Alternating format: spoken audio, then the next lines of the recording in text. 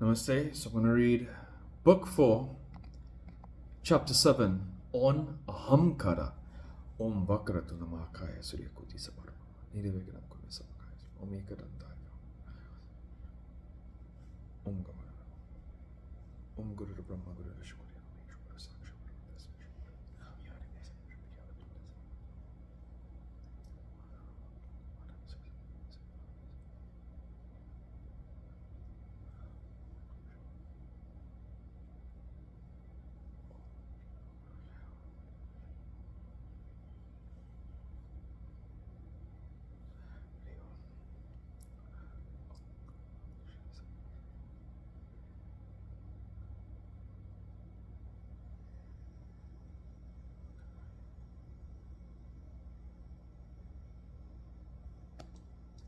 Hari Om Tat Sat. Vyasa said, O King, the Dharma's son of excellent prowess, hearing thus the words of these damsels, though thought within himself thus, what shall I do under the above circumstances? If I indulge now in sexual pleasures, I will be an object of laughter amongst the Munis. This present trouble has no doubt arisen from my ahamkara, egoism. This ahamkara is the first and foremost in ruining one's dharma. The wise sages have declared this ahamkara as the root of this tree of world. I do not observe the vow of silence when seeing those damsels come here. I have held much conversations with them, therefore I have got into this troublesome anxiety and sorrow. I have created these damsels at the expense of my dharma and tapasya.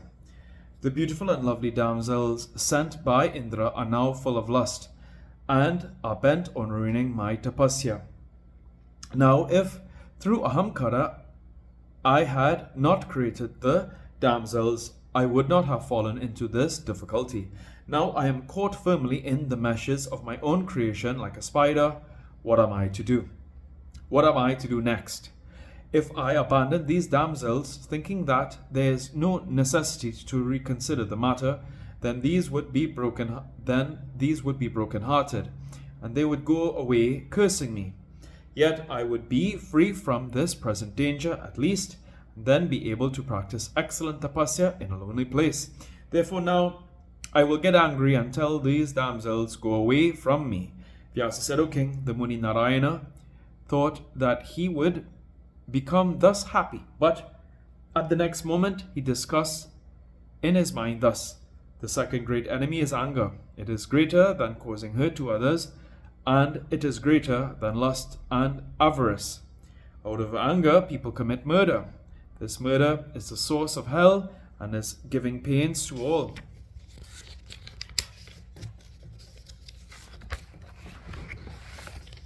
As trees rubbing against each other generate fire and are themselves burnt up in this fire, so fire arising from this body ultimately burns this body to death. Vyasa said, the younger brother Nara, on seeing his elder brother anxious and low-spirited, spoke out what is right as follows. O Narayana, you are very intelligent and very good. Therefore relinquish this feeling of anger and betake the quietude and peace and kill the dreadful anger. Do you not remember that it is through this ahamkara and anger that our tapasya was destroyed on a previous occasion, and we had to fight severely with Prahalada, the lord of the Asuras, for 1 full divine 1,000 years? O Lord of the Devas, we were put to much difficulties then. Therefore, O Lord of the Munis, get rid of this anger, be quiet. The sages declare the peace is the root cause and the only object of tapasya. Vyasa said, on hearing these words of his younger brother Nara, the Dharma's son Narayana took to peace. Janamejaya said, O Lord of the Munis, the high-souled Prahalada was a devotee of Vishnu and of a peace-loving heart. How it was that, in the ancient days, the battle took place between him and these rishis. How could the rishis fight? There is this great doubt in my mind. These two Dharma sons were ascetics and peace-loving. How the fight could come to pass between these and the Daityasuras.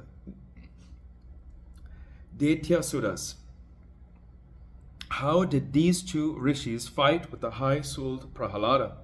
Prahalada was very religious, full of knowledge, and very much devoted to Vishnu. Nara, Narayana were sattvic and ascetics. Therefore, if there had occurred enmity between those, it appears that the religion and asceticism, tapasya and dharma, were matters in name only, and the labour was spent in vain in the golden age even. What was the value of asceticism and meditation and muttering silently the mantras? No one can make out. O persons like them could not conquer their hearts full of anger and egoism. Anger and jealousy cannot spring unless there be at the bottom a feeling of egoism, ahamkara. All the passions, lust, greed, anger, etc., come out of ahamkara, egoism. There is no doubt of it. 100 lakh years of severe asceticism are rendered quite useless by the cropping up afterwards of a bit of ahamkara. As darkness is dispelled entirely on sunrise, so no trace of religious merit can exist on the rising of a bit of ahamkara.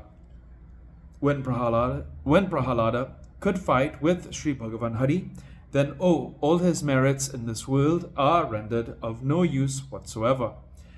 Where is the religious merit, and where is peace when the quiet-souled persons, Nara Narayana, the two rishis, began to fight, without paying any heed to their highest end, the tapasya? When ahamkara became invincible by the two rishis, then what can be expected by the weak, trivial persons like us in the matter of subjugating this ahamkara? Who can be free from ahamkara in these three worlds, when the high-souled persons like the above were not free from it? I am now quite confident that if this universe, nobody was even before free from ahamkara, nor will there be any such in the distant future. One can be free if bound by an iron or a wooden chain, but when one is pierced by ahamkara, one can never become free from it. This whole universe, moving and unmoving, is rolling in the samsara, migration and transmigration, polluted by urine and feces, being covered by ahamkara. Where is then the Brahma Jnana of, O good one, in vows, the karma theory, according to the Mimamsakas, seems reasonable and true. O Muni, what can you expect from the weak-minded persons like me in this Kali Yuga, when the great persons are always overpowered with lust, anger, etc.? Vyasa said, O descendant of Bharata, how can the effect be different from its cause? Gold and gold earrings, though different in form owing to upadhis, are both similar to their original cause, the metal gold. Thread is the cause of cloth. Therefore, as cloth cannot be different from its thread, so this whole universe, moving and unmoving, is sprung from ahamkara. Then how can it be free from ahamkara? All this, moving and unmoving, including a blade of grass, are fashioned out of the three qualities of Maya. So if it be formed of those qualities, what repentance can come to those who are wise and know every phenomenon as unreal?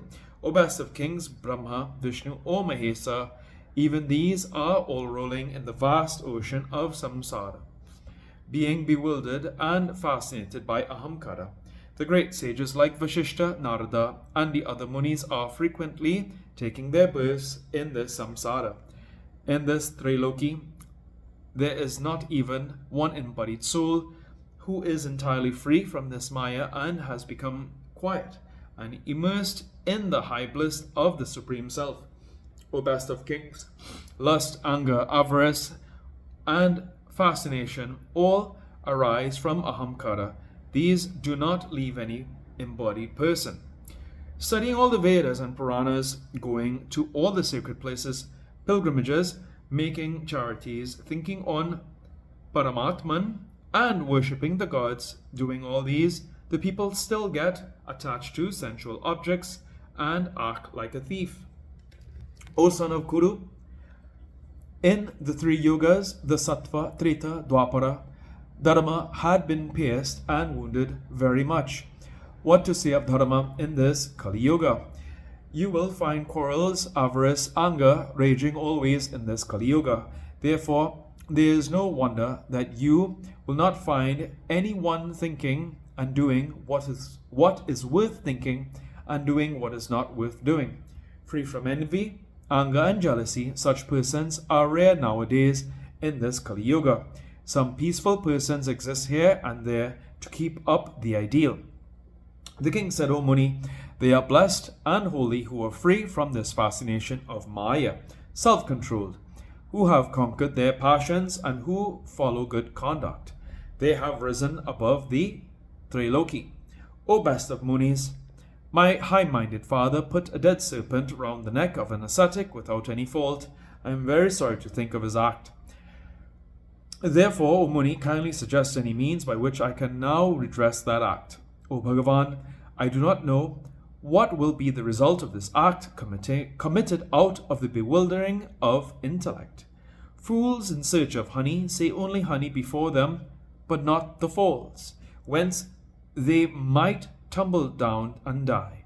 So the stupid men do disgraceful acts and do not get afraid of the tortures of hell. Kindly describe in detail how the fight occurred between Prahalada and Narayana in ancient times. How was it that Prahalada went out of Patala, the nether regions, and went to the great holy place, the hermitage of Badarikas Rama, in the Sarasvata country, the great place of pilgrimage? O Muni, what was it that led the best of the Munis, the two ascetics, to fight with Prahalada?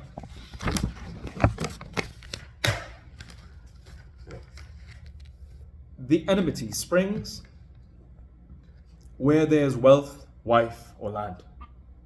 The two Maharishis were desireless, had nothing of these. How? Then, without any cause, they fought such a battle. Prahalada was also very religious and knew that those two rishis were the devas. Knowing this, why did he fight with them? So describe in detail the cause of all these. Here ends the 7th chapter in the 4th book of Srimad Devi Bhagavatam of 18,000 verses on Ahamkara by Maharishi Vedvyasa. Om Jayanti Mangalakari Bhadrakari Kapani Durga Kashma Shimta Viswasa. Om Jaitum Devi Chamale Jebudarti Harijas. Om Mangale Mahakale Shive Sarvata Satike Shiranye Trambike Gaurina.